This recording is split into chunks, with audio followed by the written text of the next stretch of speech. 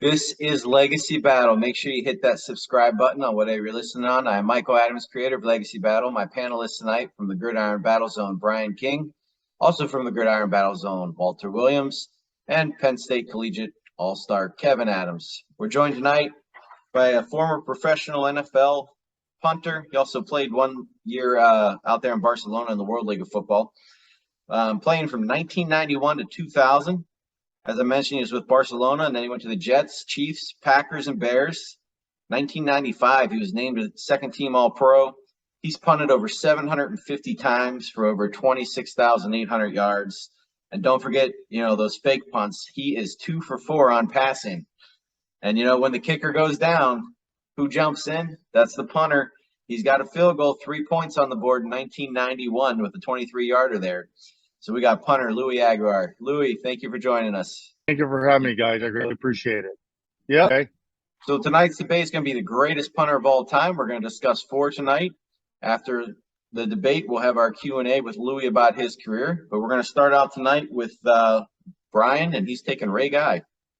All right. So Ray Guy started at Southern Miss. He was one of the best punters in NCAA history. He was named the All-South Independent Punter of the Year in all 3 of his college seasons, and he was consensus All-American in 1972.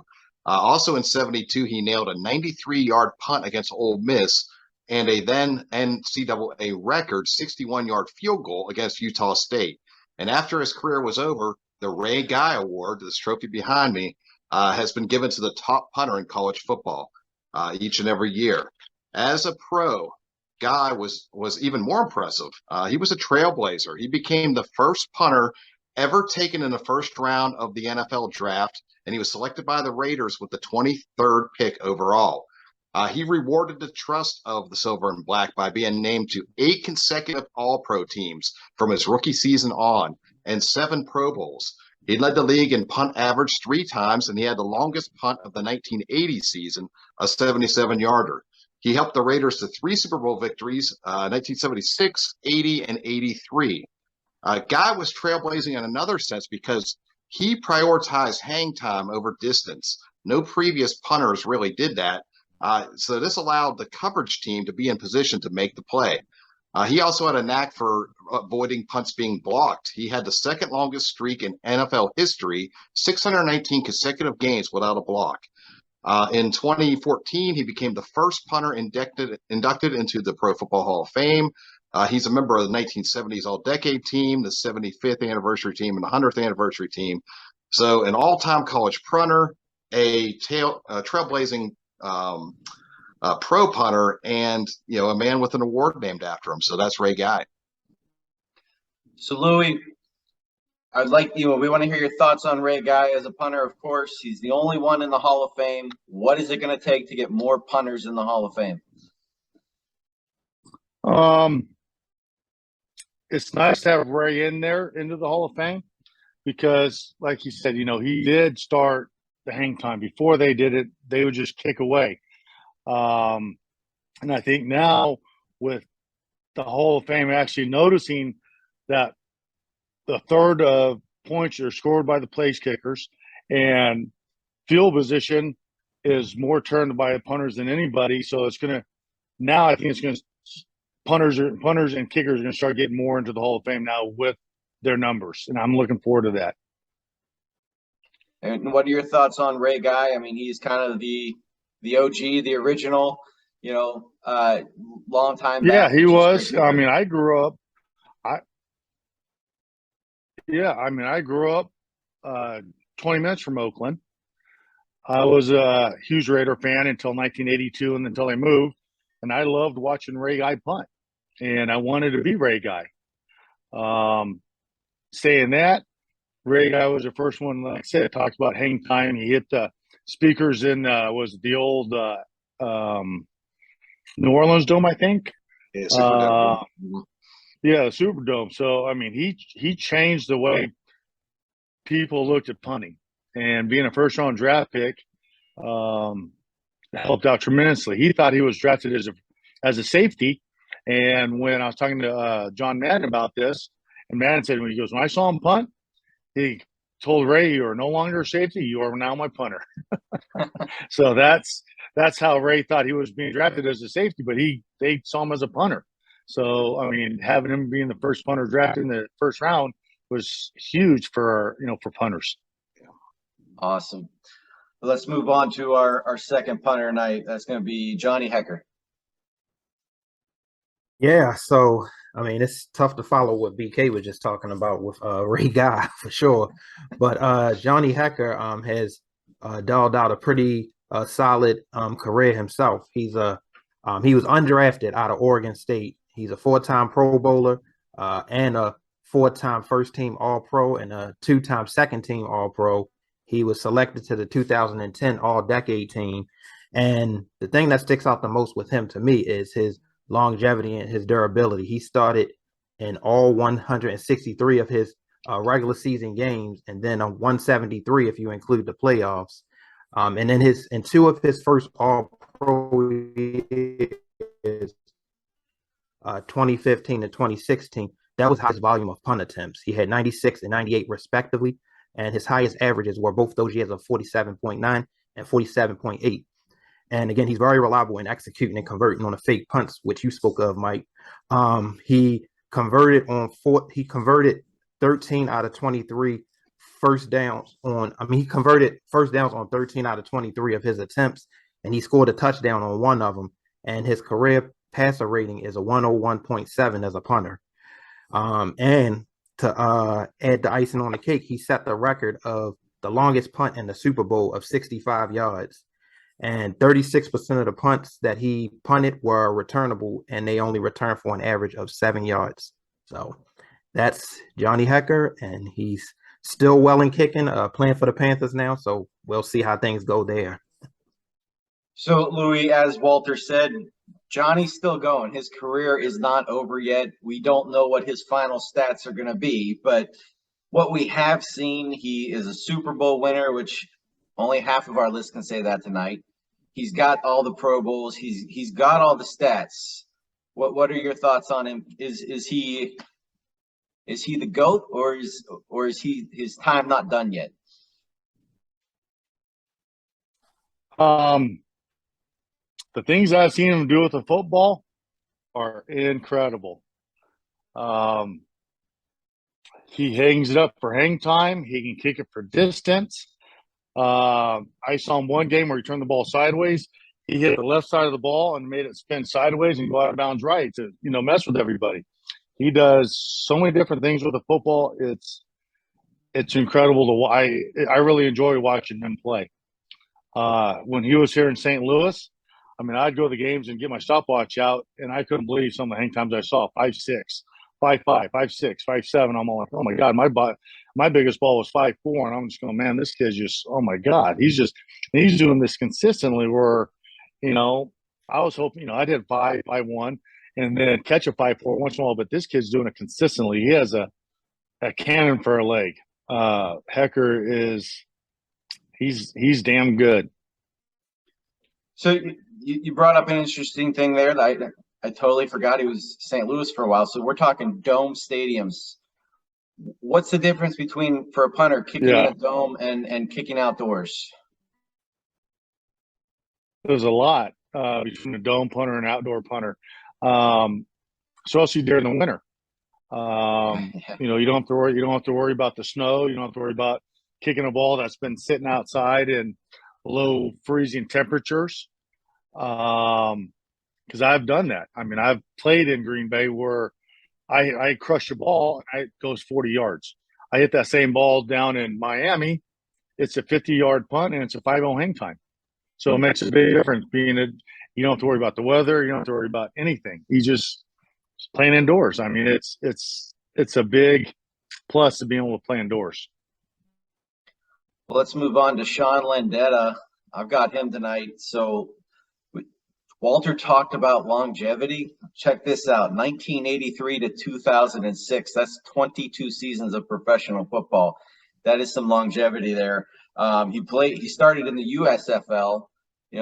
This was the old USFL, not today's USFL. He played with Philly and Baltimore there, and then he comes to the NFL, goes to the Giants, Then the Rams, Bucks, Packers, Eagles. He finishes his career with the Giants, which was kind of nice. Most of his NFL career was with the Giants.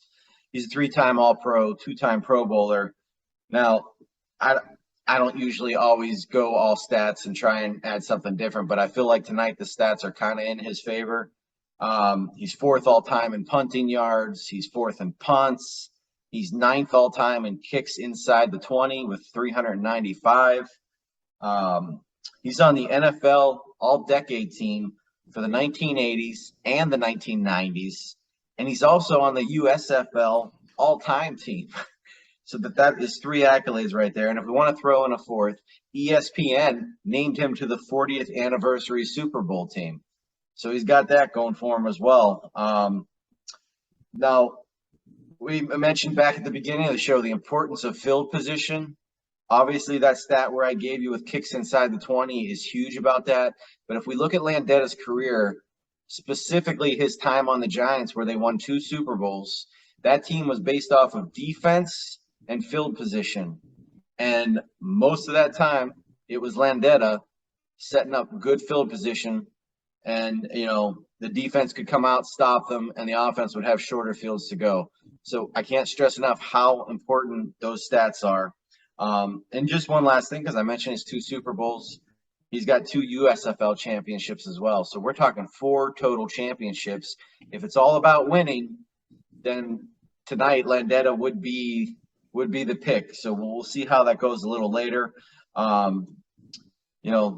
It just can't be said enough. If you go back and watch that Giants and Bills Super Bowl, I mean, that whole thing was just a field position battle, and the punting was huge in that Super Bowl. So, Louis, I come to you. Your thoughts on Landetta?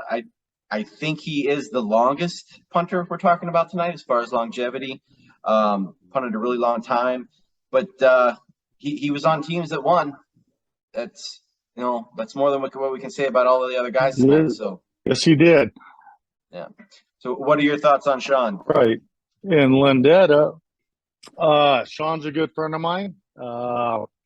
He played 25 years professional football. Like you said, he played 3 at the USFL, played 22 in the NFL. And to be able to do that, longevity, you have to be consistent. And that's one thing Sean was, very consistent. I played against him, and he just did the same thing every single time. And I talked to him quite a bit while I was playing and afterwards. And excuse me. And, talk to him. He was, it's not how far you hit it. It's just how consistent you hit it. And he was very consistent at that with his long punts inside the 20s. And how many guys can say they actually played 25 years professional football? Like I said, he played in the original USFL.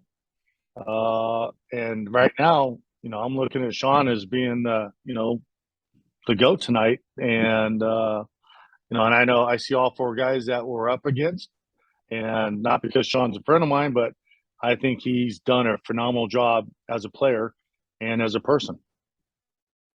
Awesome. Well, we'll see what happens in our vote tonight. Let's move to our final punter. That is going to be Shane Lechler. Lechler from my Raiders. Punted for 18 seasons, played college ball at Texas A&M. He was drafted by the Raiders in the 5th round in 2000. He's one of the greatest kicker or punters of NFL history. He was a 6-time first-team All-Pro, 3-time second All-Team Pro, made 7 Pro Bowls.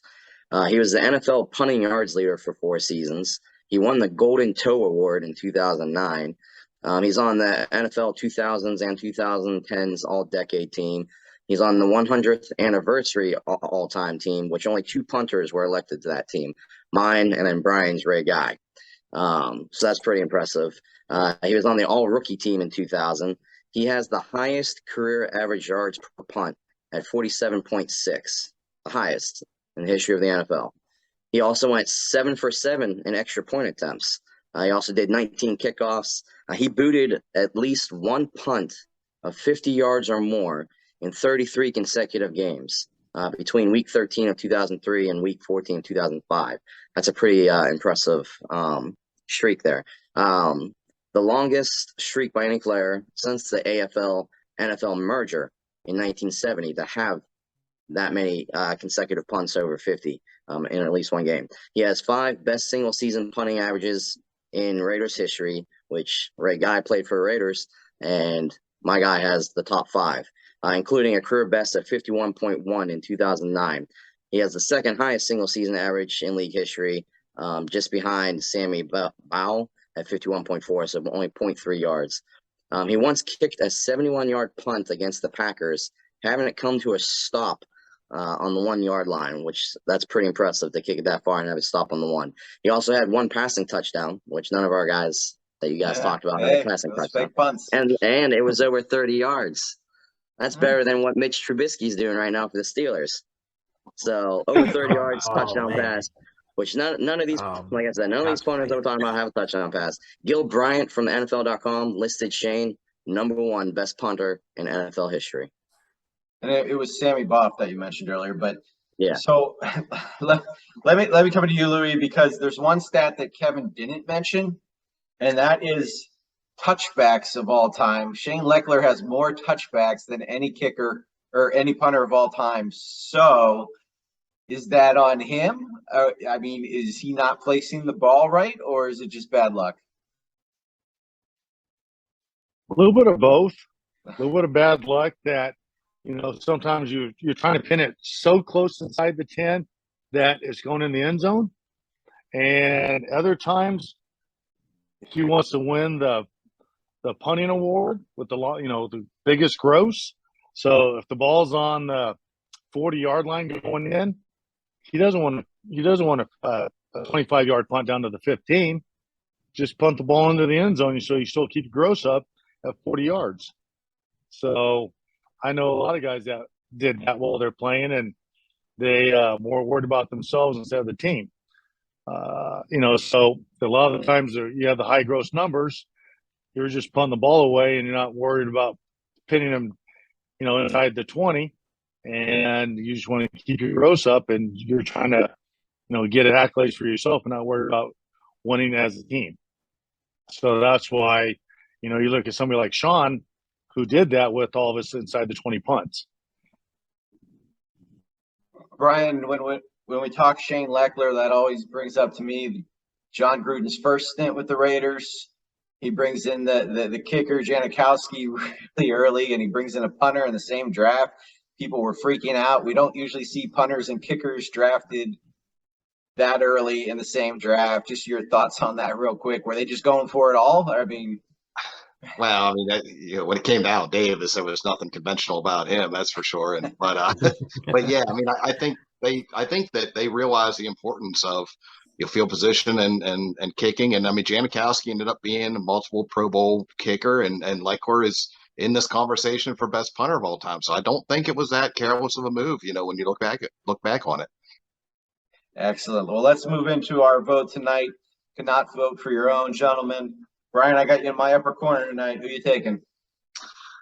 All right, this is really tricky. I mean, I appreciate what you said, Louis, but I got to go with Shane Lechler.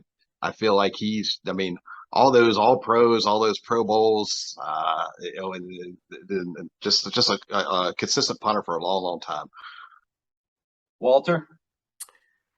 Yeah, I'm going to have to go with Landetta. I mean, 4 championships, and I mean, not just because it's Louis' friend, but it's all about winning. And like I said at the top, longevity is something that really is impressive to me. So to play 25 years, man, I barely been alive for 25 years. So to play that long in the NFL, man. So I was listening to everybody tonight, and a lot of times I'm already kind of predetermined before I come into this. I think I have my opinions, but I'm looking at each 3 of these, and the thing with Hecker, like, I think if we did this debate 5 years from now, I might be picking him because we're going to be adding even more stats, but we're not doing it 5 years from now. And then, as we said, Guy changed the game. Ray Guy changed the game. You can't deny that. And then I look at Lechler, and I feel like he probably has the best stats tonight. So I've really been torn between all 3, but I am going to go with Guy because he is He is the original, and he is the only punter tonight that can say the game was changed because of the way he played. Louis, I come to you. You can pick any of them. You can stick with Landetta. Where are you going? Am I not voting? Oh, I'm you sorry. can- Yeah, Kevin, You're I'm gonna sorry. come first. Yeah. I Well, don't just want for you that, to I'm not picking your guy, Mike. Nah, but all seriousness, I'm gonna have to go with Ray Guy. You know, when I look at a lot of the lists, top punters, you know, of all time, it's usually my guy and Ray Guy, Lechler and Guy in the top three in most of the lists that I saw. So I'm gonna go with Guy. All right, go ahead, Louis. Okay. You know, like I said, I grew up watching Ray Guy punt. He changed the game. However, you look at Ray Guy, he played in 207 consecutive games, 44,000 yards plus punting. His gross average for a gross, he only had gross 42.4, and he only netted 33.8. You look at Landetta, and you look at Sean's numbers, his overall gross for his 22 years in the NFL was 43.3. He netted 35.3, where Lechler netted 39.1 for a career for 17 years. But like I said, I got to give it. I'm looking at. I know Ray Guy changed NFL, but you can't deny what Landetta did. He played 25 years, 4 championships. His gross is at 43 plus, and his net at 35, and he has most inside the 20s. You got to go with Sean Landetta. That's just my 3 cents. Excellent. So that's 1 vote for Lechler, 2 for Guy, 2 for Landetta. As always on our show, when it's a tie, the special guest vote counts a little more. So the win goes to Landetta tonight, Sean Landetta. So let's move into our Q&A for Louis about his career. And, I got the win, so I get first question tonight. How about that? So I want to take you to 1994, your time with the Kansas City Chiefs. You're in a locker room with Joe Montana and Marty Schottenheimer, who personally I believe should be in the Hall of Fame. I don't think it should just be a Super Bowl win. His record is outstanding. So just what was it like being in the locker room with those two? And do you think Marty should be in the Hall of Fame one day? Going to Kansas City in 1994 with Marty Schottenheimer as head coach. Our quarterback was Joe Montana. We had Marcus Allen. We had Derek Thomas. That when I first walked in that locker room, I was like a kid in a candy store, to be honest with you. It was my 4th year in the league, and I still remember walking in that locker room, and I'm pointing. I'm pointing. You're Joe Montana. You know, I was shooken up because I was like starstruck, and because I grew up watching Joe play at Notre Dame. I grew up 45 minutes from San Francisco. I grew up watching Joe play. Now I'm in the same locker room, getting naked next to the guy, going, "This is pretty damn cool." I'm being honest. You know, I'm 56 years old, and I still remember walking in the locker room 18 years ago and just looking at him, going, "You're Joe Montana. You're Joe Montana." I was a kid in a candy store, just like, "Oh my God, I couldn't believe I'm in the same locker room as him." You know, and getting to know him as a person, as a friend, you know, got to know him. Being in that locker room, it was something special because that's the reason why I went there. Because the year before, in 1993, they lost in the AFC Championship to the Buffalo Bills. So I went to Kansas City free agency. Kansas City free agency because of Joe, because of Marcus, because of DT, because of Marty.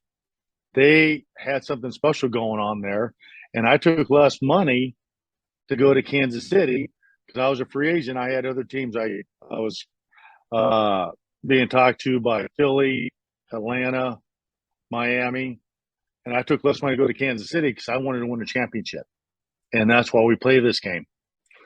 And just walking in the locker room for the first time, I was, like I said, I was in awe, and I'm glad I chose to go to Kansas City because I ended up being there 5 seasons and getting to know the Chiefs' history because I grew up watching the Chiefs play the Raiders, and I got to play in quite a few of those Chief Raider games. Brian, Walter, Kevin.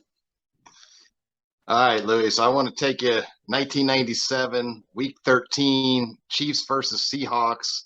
Louis Aguiar with the fake punt and the deep strike to Kevin Lockett to the 1-yard line.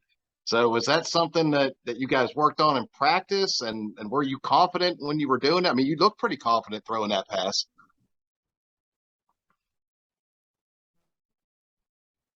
Yeah, I did. I played quarterback in high school. I wanted to go to college and play. I wanted to be a quarterback, but I got recruited to punt and kick, so I stuck with it. And during that week in film, we're watching the Seahawks corners on our flyers. I call them flyers. Some guys call them gunners. The outside guys. And I saw when I fired down field, their corners would always come off at the 20-yard line, and our guys had carte blanche, running to down the punts inside the 20. And I kept looking at this, and I looked at it, and from 1996 season, they had the exact same thing. So I went up to our special teams coach, Mike Stock, and I said, "Hey, Mike, our guys have carte blanche from the 20-yard line in. The corners come off of them." I go, "If I throw a punt, I can throw the football sign 5 yards. I wanted to pitch. I threw 91 when I was a freshman in college. I wanted to play baseball. But I could throw the football sign 5 yards. I said, if I throw it to make it look like a punt, I think Kevin Lockett, I could throw it to Kevin and make him throw a pass to him." He goes, "No." He goes, "They can tell if he punted or not." I'm like, "Okay, let's go." I go, "When we go to practice today, I want to throw the first couple and ask Tamarick Vanover if he can tell if it's a punt or if it's a pass." I go, "Because you have 20 guys in between him, between the returner and me." And so the first 2 I threw down there, he goes, "Hey, Tamarick, did Louis punt those or throw those?" He goes, "He punted those." He's all, "No, he didn't. He threw them." And so that got the wheels turning in Mike's head. And then we went to go do it in practice. The next day, we're indoors at the Chiefs practice facility. And so he presented this to Marty, and Marty goes, "Okay, let's see this." I'm okay. So I throw the first ball. I hit the ceiling. I threw it too high. And Mike Stock goes, "Don't throw so high. Don't hit the ceiling." I said, "Okay." I throw it again. I hit the ceiling again. And Mike Stock goes, "Well, you hit the ceiling twice. Marty didn't get to see it. So now probably we're not going to get to do it now in the game." I'm all, okay. We go in the game, and Marty calls it. And it worked. I threw it. Kevin Lockett went down. They thought it was a punt. They had actually a linebacker who ran back and said, "It's a pass. It's a pass." Because if you watch the film, you can see the returner going one way. Then he comes back and tries to knock Kevin Lockett off. And Kevin goes up and catches it and gets tackled at the 1-yard line. So I still mess with Kevin saying his first NFL catch was from a punter. So I still razz him about that. Go ahead, Walter. Yeah, so as a fan of a team that stunk at special teams last year, you saw what happened, or at least I think you saw what happened with us in the playoff game against the 49ers when we had that block punt, and that pretty much cost us the game. So what do you think should be like, what do you think the team should focus more on when it comes to special teams as far as, getting things corrected like that? Because a lot of times you hear a lot of people, say it's 3 phases, but people always focus so heavily on offense and defense. So what do you think it would take? Do you think it takes, more emphasis and more things like that to happen for people to know that special teams is much more critical to the overall success of the team? They never notice it until something like that happens in a big game, say a playoff game. And Sean Slocum, the special teams coordinator, ended up getting fired because of it. And I know Sean. And I felt bad for him getting fired because giving up a punt, for giving up the punt block, and that turned the game around. And I've coached in the NFL with special teams with the New York Jets, and Rex Ryan actually brought me in because he saw what I could do with the punters and kickers on coaching them, and that made a big part of it. And Rex would always say, you got a third, and a third of the game. So when I came in there to coach, Nick Novak's numbers went up on touchbacks. He went from 12 touchbacks the year before to 27 touchbacks. His field goal percentage went up to 91 point something percent, I believe. Then the year before, he was in the low 80s. Punter they brought in was a rookie, and I really liked him, was Ryan Quigley. He netted 39 yards. Then the next year I was with him, he netted 40. Then after our coaching staff got released, he netted 35, and Ryan Quigley got fired. So a lot of it has to do with somebody there that can help coach them, because there's no punting kicking coaches, in the NFL. There's only one team that has one, and that's the Baltimore Ravens. And you see what Tucker's done. You saw what Cook did for all those years. So punting and kicking, special teams is never really noticed until something like that happens. And I think, they need more than they get anywhere from 25 to 30 minutes of practice, where offense, defense gets an hour and a half. I personally think, as a former player and a former coach, that special teams need to have a little bit more practice time, because it is a very big part of the game. Kickers, if you look at all the scoring throughout NFL history, all the kickers are in the top third of scoring for all the teams. So it's going to be a very big part of the game. So special teams, I think, really does need a little bit more accolades during the season, and also during practice to make it more consistent. So I want to take you to Green Bay. Lambeau Field, I guess you could say, is probably like the Fenway Park of the NFL, right? It's probably like one of the most nostalgic places to play in. And you definitely played with a great quarterback there, Brett Favre, when you were there in '99. So what was it like to play on Lambeau Field and be in that atmosphere? My first game was the first home game there at Lambeau when I went to Green Bay in '99. I never been in that stadium. I walk out of the locker room for pregame, and I'm just like, wow, the frozen tundra of Lambeau Field. That's all I can think about looking around, because I've always wanted to play there as a kid. You growing up, you always heard about Lambeau Field. You hear Chris Berman talk about it. So I always wanted to play there. And getting into play there at the frozen tundra in Lambeau is probably one of the greatest stadiums ever to play in as a player.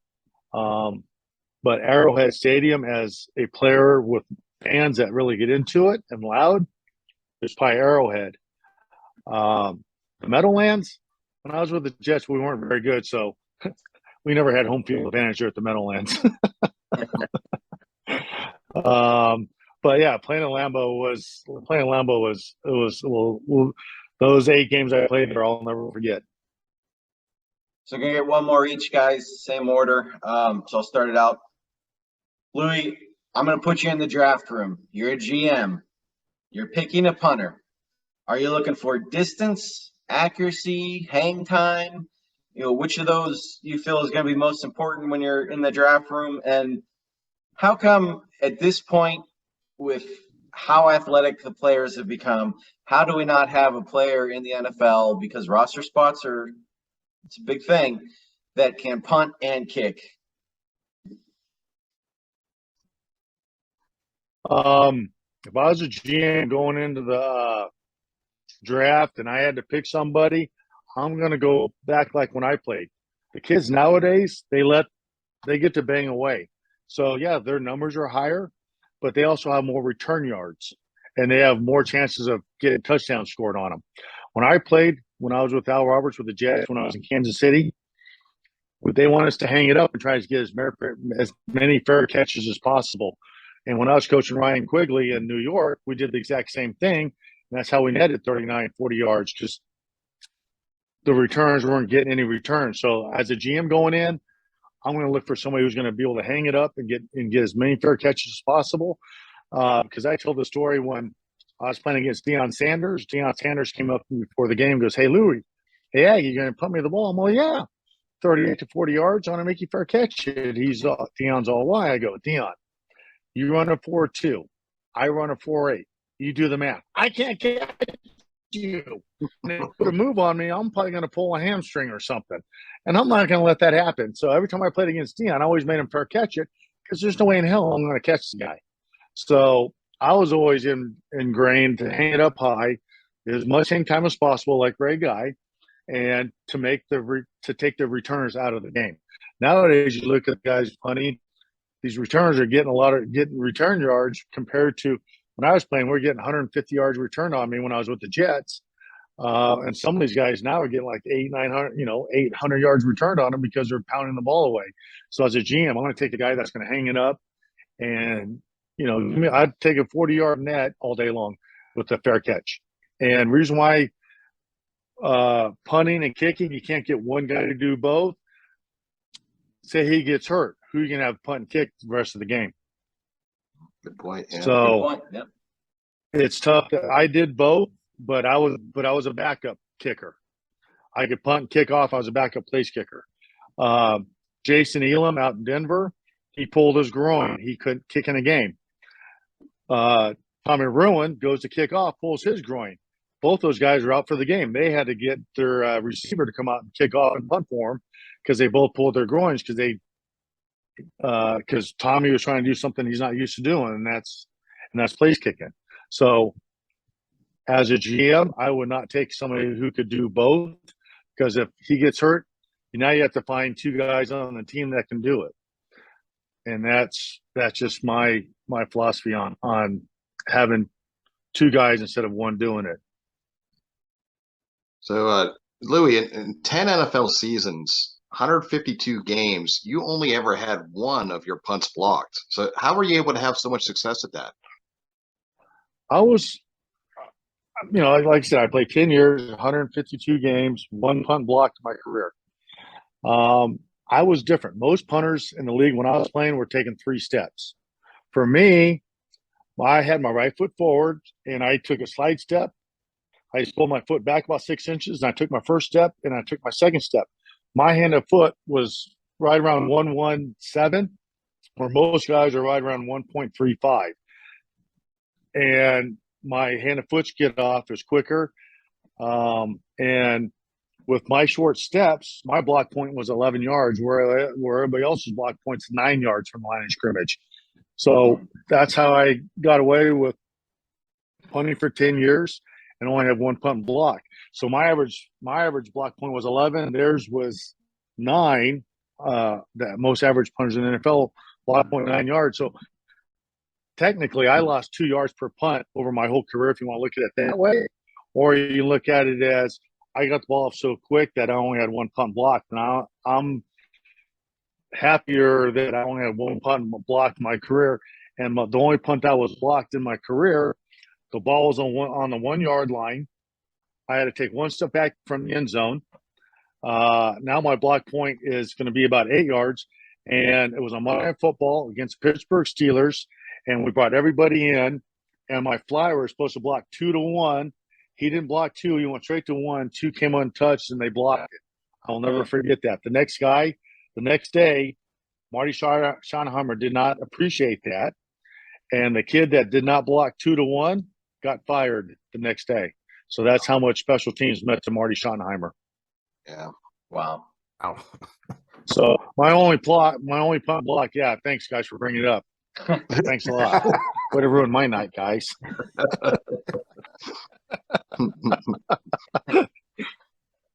One punt block. That's the only one you had to bring up. Thanks. Well, it's funny that you mentioned I'll take the 10 years. 10 years, I'll take that. Yeah, that's not bad. Yeah. So it's funny that you mentioned what Marty Schottenheimer did with those guys. Because my question to you was going to be, when you punt a nice punt and it looks like it's about to be, say, inside the 10 or the 5, and one of the people on special teams make a mistake and it actually goes in and becomes a touchback. How do you, as the punter, how do you handle that situation? Do you say to them, yeah, you owe me because you messed up my punt? Or, how do you handle those situations with your teammates?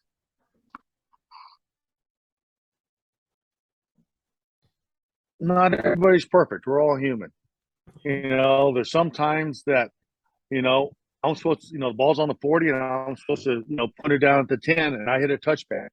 Now the defensive guys are, Derek Thomas, Neil Smith, they're looking at me saying, hey, thanks for helping us out. Now they're on 20. We want the ball inside the 10. So, we all work together. I've had it quite a few times where the ball, hit the 5, rolled in the end zone. And I've had other times, the guys let the ball go by. And I've had other times where they're diving the end zone, knocking the ball back and saving my ass. So anytime, something like that happens, I just run down. After every punt, I always ran down and thanked all 10 guys in front of me.